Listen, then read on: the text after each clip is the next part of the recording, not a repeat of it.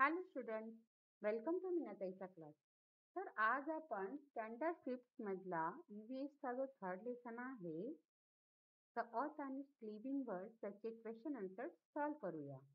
तर क्वेश्चन पहिला आहे, what is the solution? Dark patches appear on the skin after exposure to the sun. तर त्याचा answer आहे की dark patches due to sun's rays are called sunspots, which can be taken care in a natural way by applying slice of fresh lemon on it for 10 to 15 minutes or by applying aloe vera gel twice a day. म्हणजे त्याने सांगितले की जर sunlight मध्ये आपण आल्यावर आपल्या स्किनवर काळे डाग पडतात, तर त्याच्यासाठी काय उपाय आहे? तर त्यासाठी आपल्याला ताज्या लिंबाचे तुकडे घ्यायचे आहेत आणि ते 10 ते 15 मिनिटं स्किनवर लावून मग त्यावरती ॲलोवेरा जेल आहे ना, ते लावायचं आहे. म्हणजे आपले सन पॅचेस आहेत, सनस्पॉट, ते निघून जातील. नेक्स्ट क्वेश्चन आहे, use your brain power. First question आहे, why are micro organism important? तर त्याचा आन्सर आहे, in every envelope of the earth there are microorganisms. These microorganisms perform important functions of degradation. The dead and decaying plants and animals matter is converted into soil and minerals by these microorganisms and the soil becomes fertile.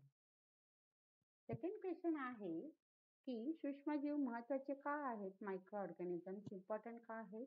तर आपल्या पृथ्वीच्या अर्थच्या प्रत्येक आवरणात एन्व्हलपमध्ये micro organism हे असतातच आणि हे micro organism हे महत्वाचे कार्य करतात.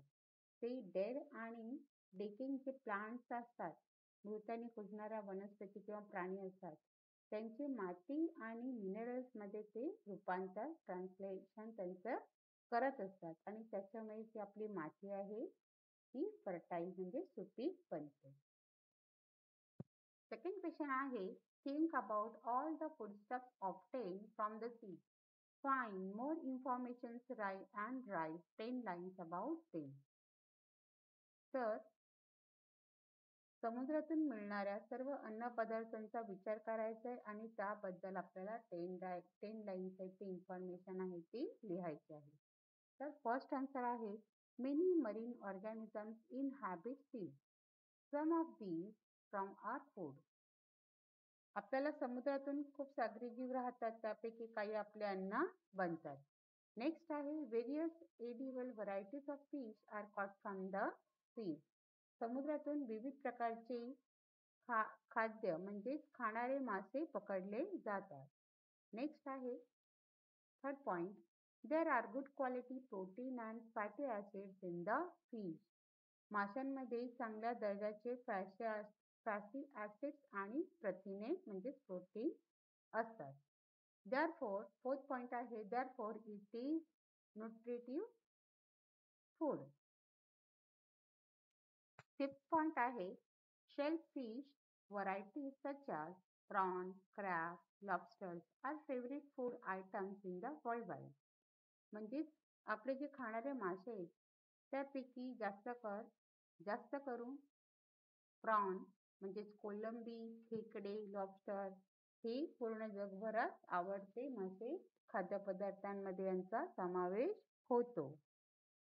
Six point, bivalves, squids, oysters are also eaten as delicacy.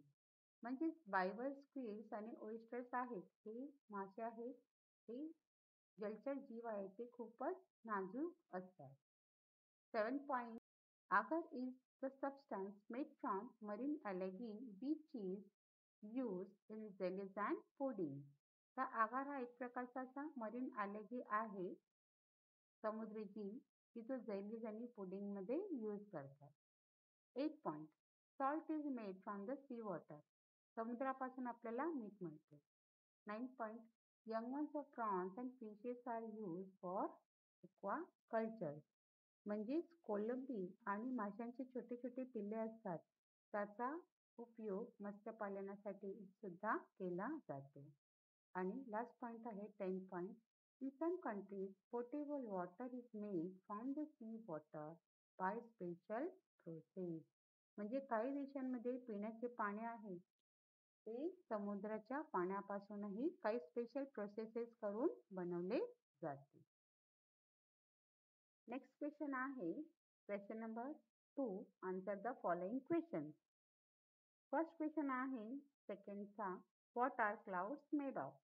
म्हणजे ढग कशापासून बनलेले असतात? तर आन्सर आहे clouds are made of very fine droplets of water which are small and light.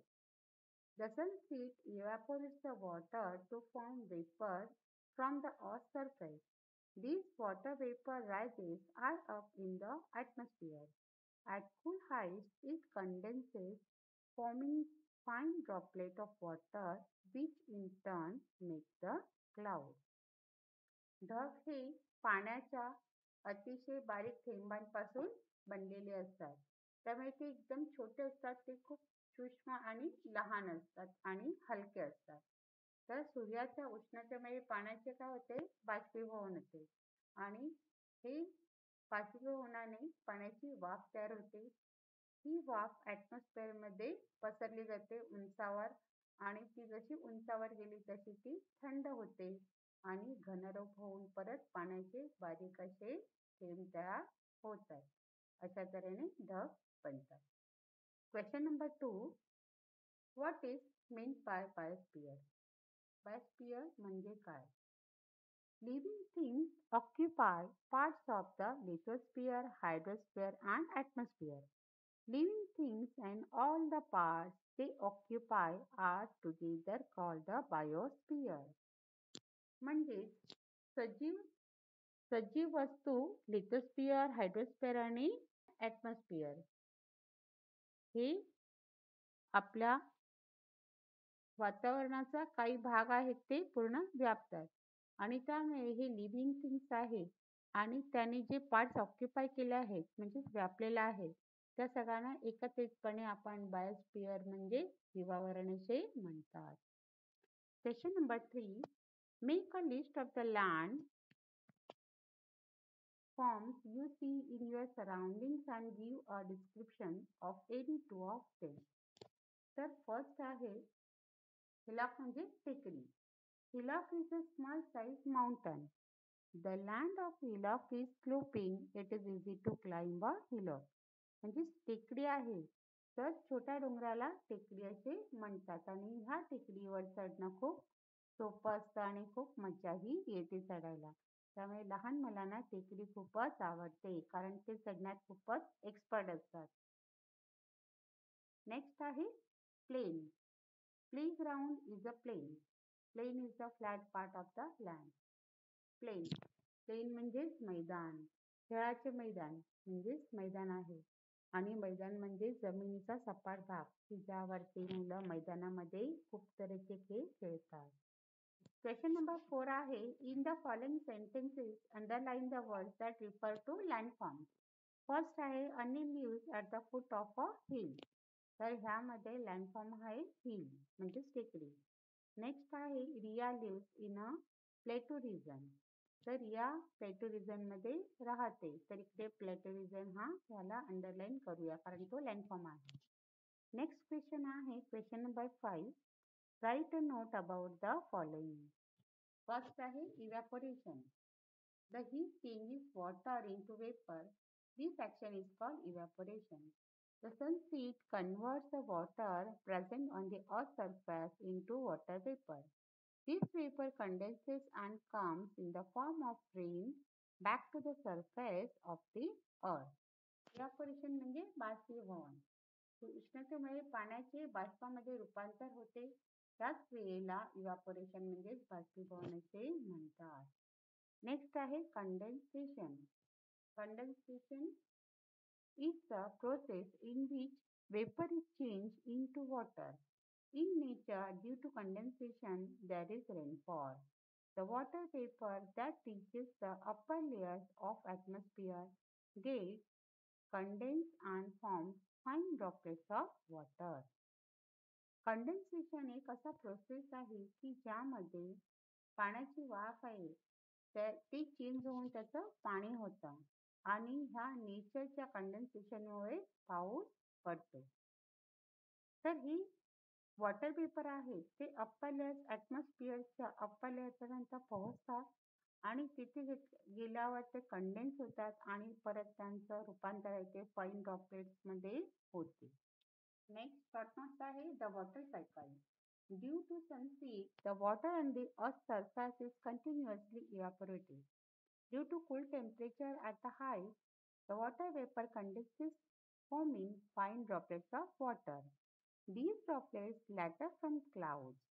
When small droplets of water become heavier and bigger, they descend down on the earth in the form of rain.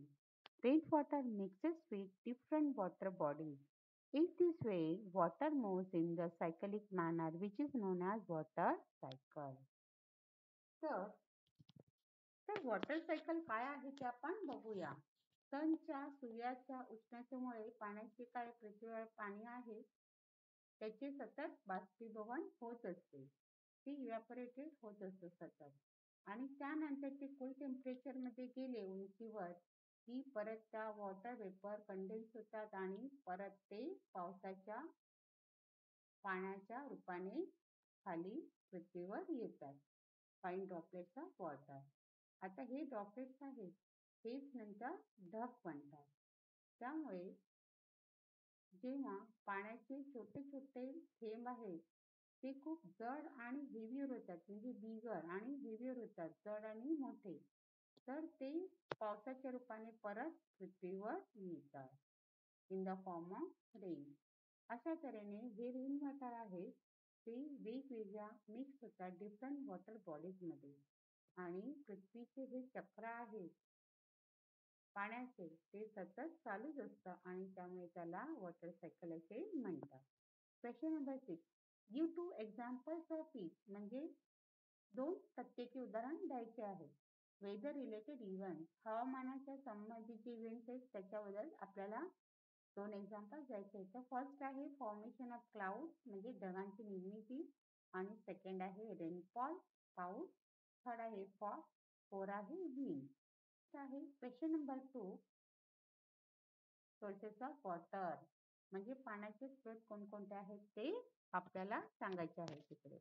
तर first आहे rills and brooks, second आहे stream आणि third आहे wells and river. Rills and brooks म्हणजेच ओढे नाले, second आहे streams म्हणजे ओढे आणि थर्ड आहे वेल्स आणि रिव्हर म्हणजे विहिरी आणि नदी. नेक्स्ट क्वेश्चन आहे question number 7. Draw a label diagram showing the water cycle आणि तो डायग्राम हा इकडे मी दाखवलेला आहे. तर अशा तऱ्हेने आपला हा चॅप्टर आहे तो इकडे संपलेला आहे. थँक्स फॉर वॉचिंग मीनाताईचा क्लास.